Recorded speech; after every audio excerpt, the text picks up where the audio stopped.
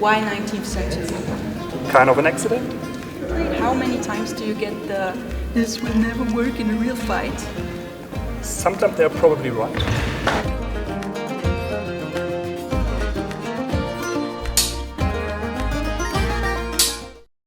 Hello to everyone, and today also hello to all of our fancy friends, because Oliver's here.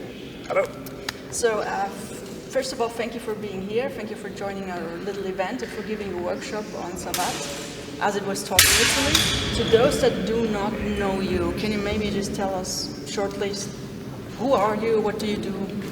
Yeah, I'm Oliver Janseps. I teach and train mostly 19th century arts in Aachen, Germany, and I was here to do something Italian, and we call it Savate because everyone knows Savate, but it's actually Boxe Libera, and it has to be Italian, and Italian is something we do a lot. So it was a pleasure to be here, it was a pleasure to be in Vienna. But yeah, everyone who hasn't the chance to meet me in Vienna, you can meet me on YouTube, on our channel, and yeah, that's mostly what we do. I'm there on this Facebook for all people, I guess, but yeah, try to reach me. I once said that, I'm sorry. Your HEMA journey started around 2004. How did it happen? I guess it was an accident. Okay. I was young and I was training free sword fighting, which was something with swords, so two-handed swords, because from a friend who got tough in the military from another. So it's not like in Germany military fencing or something like that, but he learned it there from someone, and yeah, it's a weird combination of fencing, kendo, karate. I don't know. Okay. It was just something structured fencing with swords. But then I found the Fraincaise website, and there were some sources online. So actually, Meyer. Oh, that's how you started? Yeah, I started with Meyer because I had to look at it. I thought, oh, nice, interesting stuff. Maybe we could put in something from that. And my trainer said, yeah, sounds good, let's see how that works. And we tried.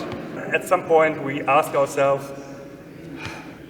did it make sense? We put out the free fencing stuff and just do the stuff you have there, and then we just started Meyer fencing. I did not think that he started out with Meyer. Okay, that's... Oh yeah. Yeah, so your workshop today was about Savate, or not really Savate. Yeah, but let's call it Savate. Let's call it Savate. And I know that because I think you wrote it in a message or in a comment that you also trained Savate in a club in Germany.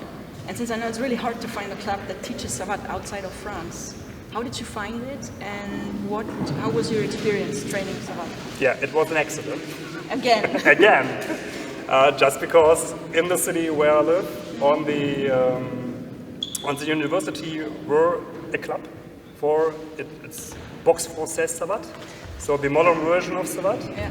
And yeah, it was just there, and I started the Savate Genovese from Maestro Parodi, and I just wanted to get more comfortable with those kicks because I was old and I wanted to learn a little bit more kick higher, and if you want to kick higher you have to kick more. So I just joined them, and yeah, that's end of story. If there would have been no club in my city, I would not have joined it. So I was there, I trained with them, I did a little competitions, and yeah, it's like if you ask a fencer about, okay, you were in the Olympic fencing club, what do you think about it? And I would say it's the same with the modern Boxe Fraincaise. It's their playground, I come to their playground, I play their game. So it's what they do, and I just wanted to have more experience. And they have very much people who can spar with, so win-win. Then there came baby number one, and I skipped that. So from Meyer to 19th century stuff. Yeah. Why 19th century? Yeah. Probably it was kind of an accident. again. Okay, third accident. Yeah. Less than 6 minutes. Yeah, okay. just because we had a girl back then, and she said, okay, all the sword stuff is nice, but are there something like quarter stuff Okay. around? And you know, Meyer has quarter stuff. Yes. Yeah, and then we did a lot of Meyer's polearms. Okay.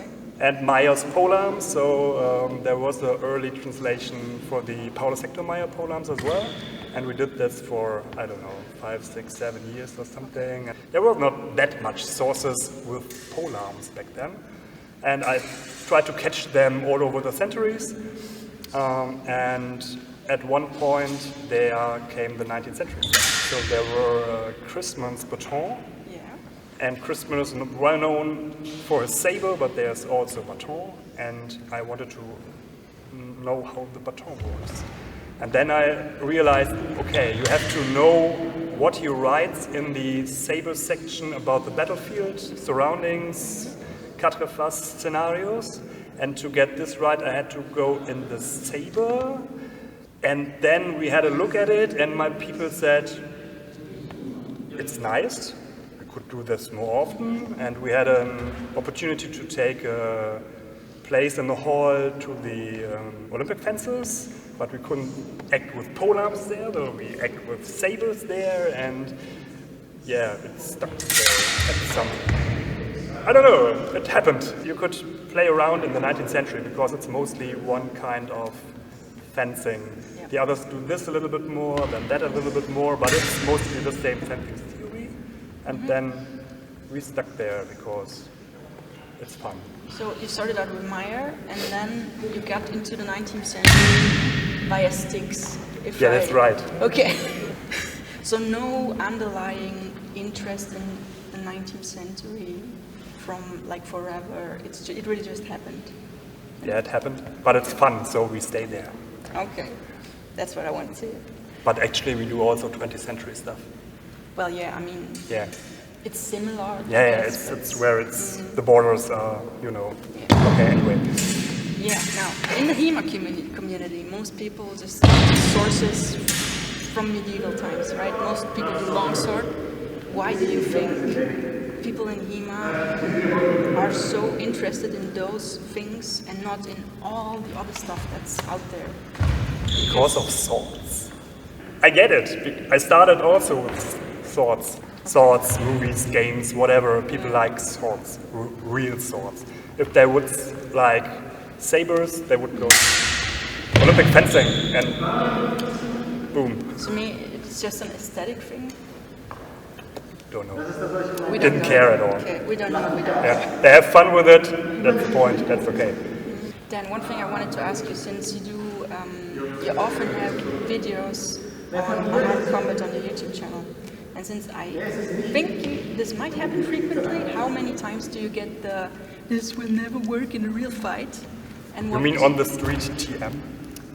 They often don't write it. They just say this would never work, and they don't even give you a bit of context to understand what they mean. But what do you answer to someone like First of all, it didn't happen that much. I'm not. Yeah, I would have expected this more. That means you have a really nice community. Yeah, I guess. So we are a small channel, but it's nice. Mm-hmm. I love you guys. So shout out to the community out there. Yeah. But yeah, of course, there are comments like that, and yeah, sometimes they're probably right. That's okay.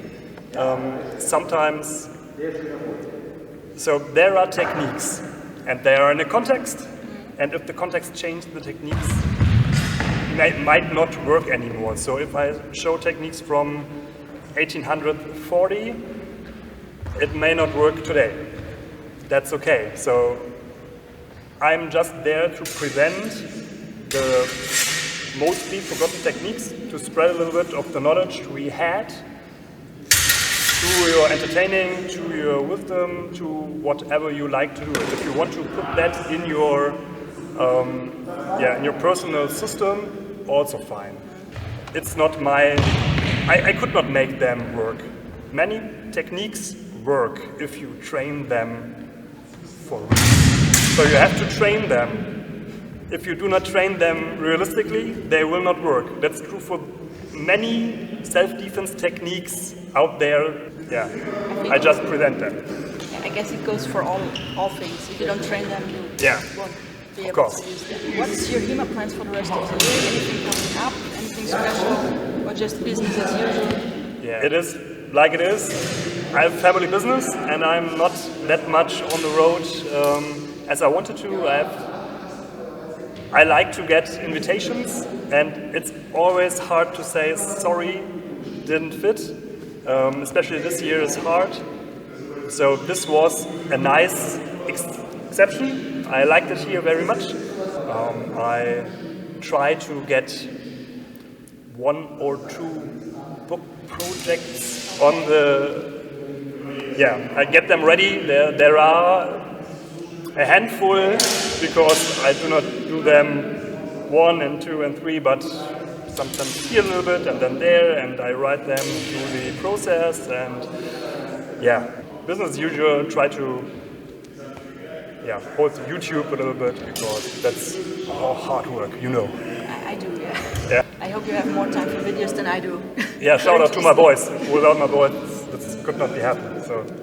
Next up, speed questions. So just one answer and fast. Favorite weapon?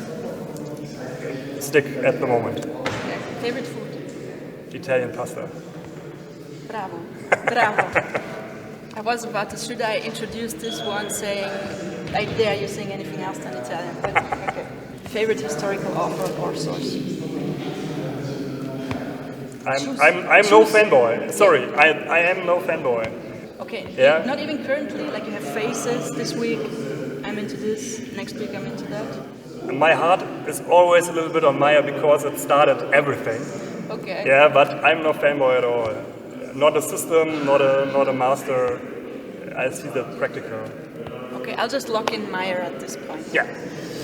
And to finish off, what is your favorite HEMA moment of all time? Maybe you had something where you were like, yes, this made me stay with HEMA, or just a good experience. Okay. There are many.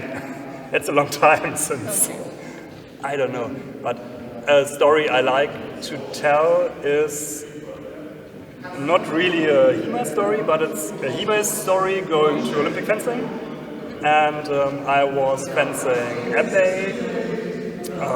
with a fencer who fenced longer than I was old. Okay. So he was near 70s at this point, I guess.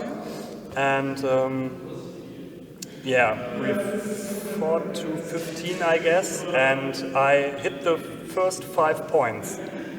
So it was 5-0 for me, and then I lose 15-5. So he needed 5 points to get to know how I fence, and then he totally crashed. And this was like, okay, I want to do this scandaglio, this knowing how my opponent fences without being hit, and want to get the first hit in the bout. Because in Olympic fencing it's okay. You have to fight to 15, and if you get 5 points, easy. But I really liked that. My ass got beaten up, and I liked it totally. Masochist. Yeah, thank you so much for being here again. I guess at this point, if you don't know his YouTube channel, check it out. If you want to support his stuff, he's also on Patreon. I hope there'll be a next time and we'll have more time. Maybe also for sparring or something. And yeah, see you in the next one. See ya.